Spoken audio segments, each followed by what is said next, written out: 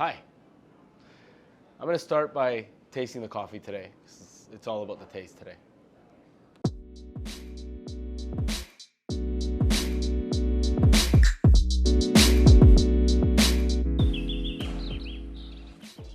Wow, so many ways I can describe this coffee. First and foremost, it's super exotic. It's very tropical, very sweet, juicy. It's got floral, it's got some black tea. If you were to ask me, where's this coffee from, I would say, I don't know, maybe somewhere deep in Africa. And it's some exotic variety from Africa. But guess what? It's not. It's coffee from Guatemala, from Max Perez in the Acatenango region. This is our latest coffee in our Uncommon collection, and it's a Geisha, natural processed Geisha. And I love tasting coffees like this because it reminds me that coffee has no barriers, that our preconceived notions of what Guatemalan coffee is or should be are just destroyed by tasting a coffee like this, where you go, oh, wait a minute. Anyone who wants to, has the will and has the determination to do this, can grow new and different and exotic varieties in their farm and impress us all with these incredible flavors. So Max he's a third generation coffee grower. He's originally from Huehuetenango region, where we buy different coffees. And he moved to the slopes of the Acatenango volcano, which is a massive volcano that you can't miss as soon as you start driving out of Guatemala City. And there's coffee farms, a lot of coffee farms in that region. But Max stands out. Max stands out for a number of reasons. Number one, he's a very dedicated and ambitious coffee farmer. So his traditional coffee that he grows there is Bourbon, and it's a very, very quintessential high-grown Guatemalan coffee.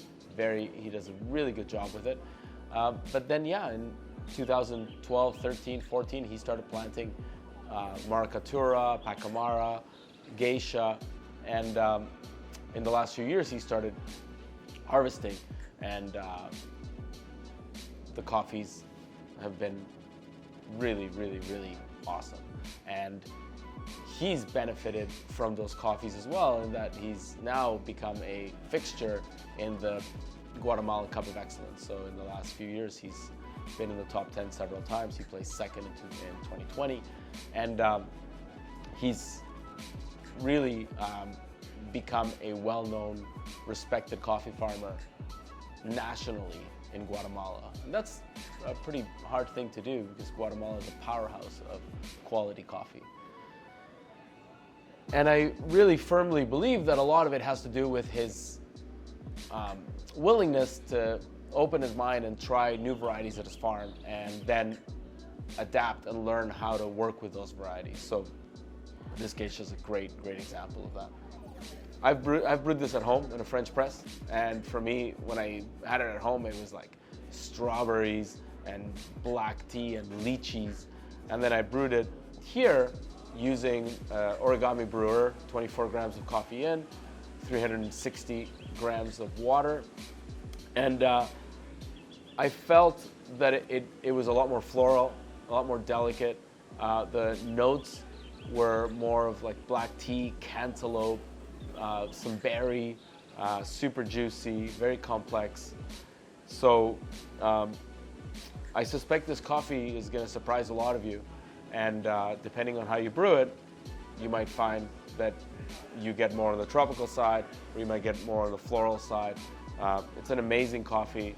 I want to thank Max for taking a leap of faith and planting this variety, and then nurturing it and doing such a good job with the natural processed coffee. Thank you very much, and keep drinking good coffee.